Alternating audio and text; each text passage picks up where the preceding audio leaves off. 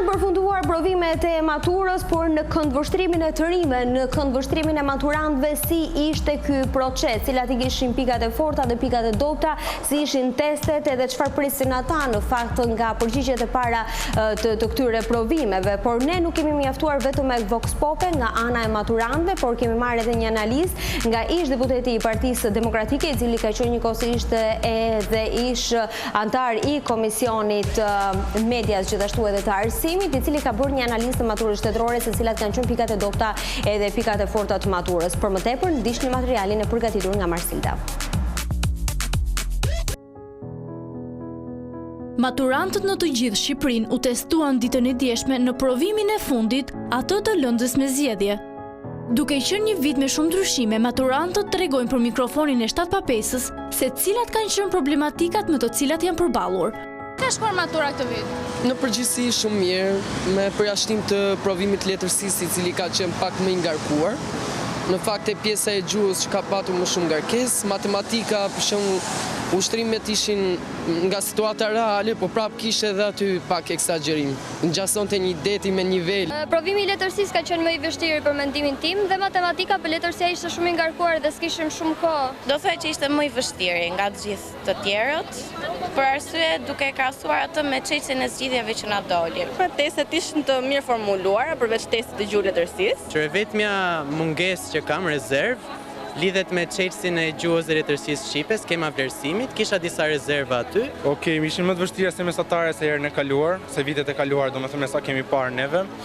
Dhe duhet një përgatitje më e madhe se herët e tjera. Po, kishte probleme, ishte i vështirë, kishte më shumë, domethënë, vetëm një shpjegim, duhet mendohesh për ato që ishte ajo shprehje, duhet mendohesh 10 herë para se të veprosh një herë. Nuk është se mund të them që ka shkuar rrjedh shumë fare, po mirë ka qenë. E fundit na ka shkuar shumë mirë, në krahasim me testin e gjuhës letërsisë. Çfarë problemi ka pas testi i gjuhës letërsisë? Ka qenë shumë i ngarkuar, se ka pas shumë tekste, pyetjet kanë qenë çikse shumë gjata. Ishte i bëshëm, ishin gjëra të përgjithshme më shumë. Si shkoi provimi? Shumë keq. Kush kishte lexuar edhe mund ta arrinte të bënte të gjitha. Ishte ngarkuar më së shumti dhe ato qarkimet më shumë të sjellin stres, po. U shqetësova për faktin që kishte kopje nga vetë punonjës ministrisë edhe i sillen nëpër klasë. Për herë të parë maturantët e këtij viti janë përfshirë në programin e ri të testimit, siç ishte ai i dhënies së një provimi me zgjedhje dhe jo 2 si në vitet e kaluara. Por a ka qenë kjo një politikë e mirë sipas të rinjve? Unë mendoj se na e redukton atë presionin që mund të ndjente një nxënës nëse do kishte 2 provime. Plus që neve ishim kurrikula e re, ishim me vërtet kavje dhe ishte një gjë më e vështirë. Është e mirë sepse nuk do kemi 2 provime, por do kemi 1. Por niveli, domethënë, sasia e ushtrimeve që binin atje ishte më e madhe se sa 2 bashkë, kështu që aty dalin domethënë. Është më e lirë se përshëndrohesh vetëm në një lëndë jo në 2, pavarësisht se edhe pse rritet numri i pyetjeve dhe është më gjithëpërfshirëse. Mendoj që për nxënësit që janë pak të ngadalë dhe duan të rikthehen provimin për herë të dytë nuk është e mjaftueshme. Do thënë nuk kam deri në sekondën e fundit që më është dashur të shkruaj çdo alternativë të çdo ushtrimi. Mendoj se metoda që kanë ndjekur qeshaja është një lloj loje, si ta thuash, se si 2 provime të ndara në 2 data të ndryshme dhe si një provim domethënë një provim i shkrirë në 2 lëndë të ndryshme është pothuaj njësoj. Po ju a keni një lëndë sot? Sot kemi një provim në të cilën shkrihen 2 lëndë. 2 lëndë. Domethënë, ministria thotë që është një provim, jo një lëndë, janë 2 lëndë. Specifikisht në rastin tim kam zgjedhur qytetari dhe psikologji. Qytetarinë e kam bërë vit parë, psikologjinë e bëj këtë vit.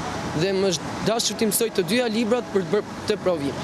Ky vit i maturës ka përfshirë disa ndryshime, si futjen e korrigjimit të alternativave në mënyrë elektronike dhe testimin në një lëndë me zgjedhje. Por si i shikon këto ndryshime zoti Luçiano Boçi-n? Mund na tregoni se si ka ecur këtë vit programi maturantëve duke marrë parasysh që sot është dhënë dhe provimi i fundit? Në fakt, sikurse edhe tek provimet e tjera, nëpërmjet shumë burimeve kam marrë vesh, kam dëgjuar dhe është faktuar dalja përsëri e tezës edhe për provimin me zgjedhje. Është një situatë dramatike që e përjetojnë vetë maturant. Unë gjykoja që të paktën kjo me zgjedhje nuk do të dilte sepse ka shumë zgjedhje, por asgjë nuk është më ndaluar. Shpërndahet sepse kjo konsiderohet si një e mirë që duhet konvertuar përsëri në vota. Pra jemi në mënyrë blerje e vote nga maturantët dhe kjo ka sjell edhe jo vetëm një dramë tek maturantët, por dhe një zhvlerësim të cilësisë dijes që ato marrin. Nxënësit shprehen të pakënaqur në dy variante, që është pjesa e vlerësimit në testin e gjuhës së huaj dhe mënyra e organizimit të pyetjeve tek testi i gjuhëletërsisë. Përgjigja e gjuhës huaj anglishtes ka dalë. Në fakt edhe unë kam marrë dhe opinionet e pakënaqësisë së maturantëve në raport me mënyrën se si janë vlerësuar, ndërsa pjesa e letërsisë ende nuk ka dalë. Përmenda qëllimisht këtë për thënë që është një kohë shumë e gjatë nga dita e zhvillimit provimit dhe nga dita e marrjes përgjigjes nga ana e maturantit, kohë e cila le shumë dyshime për manipulime, ndërhyrje. Pjesa e mënyrës se si formulohet një test, të paktën unë jam specialist i letërsisë dhe i gjuhës. Për anglishtën nuk mund të jem kompetent, por do thoja që çdo gjë ka mënyrën e vet të ndërtimit të tezës sipas një përgatitje, por dhe sipas një ecurie psikologjike që duhet të ketë në konsiderat nga ata që hartojnë tezën, nga vështirësia e paraqitjes, pyetja e parë deri tek pyetja e fundit, ndërtimi i eses, mënyra e dhënies së alternativave, që të jenë të diferencuara mirë, jo të dhëna qëllimisht për të ngatruar maturantin. Dhe vërejtja e maturantëve, me sa kam dëgjuar, ka qenë kjo diferenca e alternativës, që është një diferencë krejtësisht e vogël dhe është një tendencë për t'ia bërë me hile maturantit, për ta kapur në një gabim që ai s'është duke e bërë gabim. Dhe pjesa e letërsisë është akoma më keq, me sa di edhe nga mënyra e formulimit tezës, nga mënyra se si pas realizohet dhe korrigjimi, sepse ka dalë edhe çelësi i përgjigjeve, dhe unë shoh që ana profesionale e menaxhimit testit të letërsisë nuk ka qenë lartësinë e duhur. Gjykoj që ata që merren me teste të tilla duhet të kenë në konsiderat jo përgjigje matematikore për letërsinë, por përgjigje që letërsia i ka në një distancë subjektive. Po mënyra e korrigjimit që ka qenë pjesë alternative në mënyrë elektronike, si ju duket? Duket diçka më e saktë që mund të jetë eliminoj gabimet njerëzore? Çështja e futjes teknologjisë është shumë e rëndësishme, por unë nuk shoh që ka rezultat kohor, sepse themi që është bërë në mënyrë elektronike dhe ndërkohë unë sapo thash që është vonuar shumë përgjigja e letërsisë. Ndërkohë që futja e sistemit elektronik duhet të shpejtonte përgjigjen dhe shmang anën subjektive, por kjo ka të bëjë me formulimin e pyetjeve më pas. Ajo që duhet të bërë në rastin e një ndërtimi përgjigje elektronike është orientimi i maturantit. Maturanti nuk është orientuar në kohën e duhur. Po pjesa e eliminimit të dy lëndëve me zgjedhje duke futur vetëm një lëndë, si ju duket?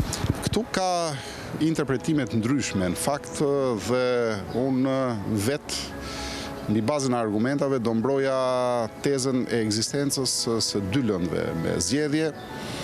Madje jam tifos i alternativave të shumta për zgjedhjen, pasi një nga funksionet kryesore të arsimit parauniversitar nuk është thjesht evidentimi i atyre që janë shumë të mirë në shumë lëndë, por gjetja e talenteve në fusha të caktuara.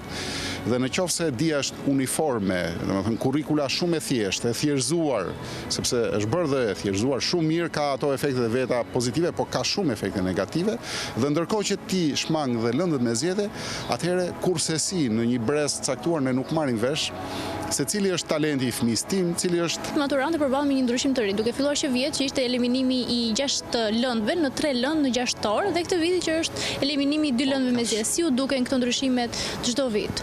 Këto ndryshime që vinë në mënyrë kaq të shpeshtë, frekuente, në fakt e vendosin nxënësin në një situatë krejtësisht të vështirë dhe mundohen që të krijojnë më shumë zhurmë se sa të mbështeten në efektivitete, pasi bën mbi bazën jo të studimeve. Të bësh një reformë në arsim, sidomos në arsimin parauniversitar dhe të lartë, nuk do të thotë thjesht të bësh ndërhyrje apo shpikje momentale, gjetje që duket sikur sjellin risi, por është që ta financosh në radh parë arsimin, ta financosh me seriozitet për të plotësuar ato nevoja që janë krejtësisht bazike, duke filluar nga infrastruktura moderne, paralelisht me këto të bësh dhe ndërhyrje të studiuara, cilat janë provuar që kanë efektivitet pozitiv, jo eksperimental, që sot bëhet hiqet, nesër shtohet, por unë shoh që ka një lloj mentaliteti në këtë drejtim, pasi kjo stimulohet edhe pak me frymën nga lart. Kryeministri një muaj përpara vendos mesataren, për shembull, nxënësi kapet në befasi.